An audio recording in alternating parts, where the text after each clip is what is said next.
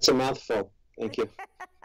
Do remember we want to hear from you. So for the next half hour, we'll be answering your questions. You can submit them right now on our Facebook pages. And I do want to start with the infection rates, Dr. Kasseri. New cases in New Jersey, and when we take a look at the infections per capita, the positivity rate, when you look at these numbers, it's just not where we want them to be. New Jersey, 8.55%. New York, 3.52%. But we know that percentage rate is higher on Long Island, higher in Brooklyn, also in Connecticut at 2.85%. We were hoping that by this point we would be closer to that 1% mark.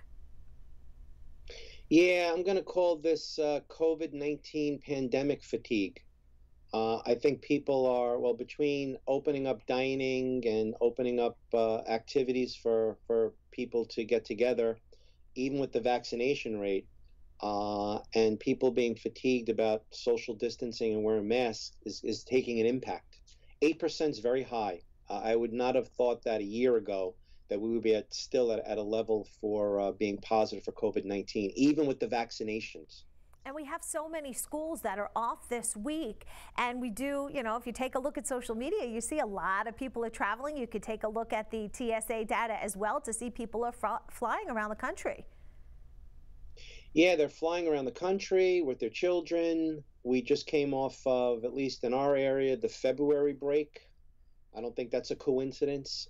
People are going away. People, again, it's the COVID-19 pandemic fatigue. People are sick and tired of being locked up. And I think there's a false sense of security with the vaccinations that we're laxing. Now, we're seeing an increase in the amount of younger people being infected. You know, when we take a look at some of the numbers, it's surprising, but I wonder if it is a higher number of younger people, does that mean that we'll see less deaths associated with that number? I think it's multifactorial. I think if you take a look at the kids in general, there's more lax with masking and more social gathering with children.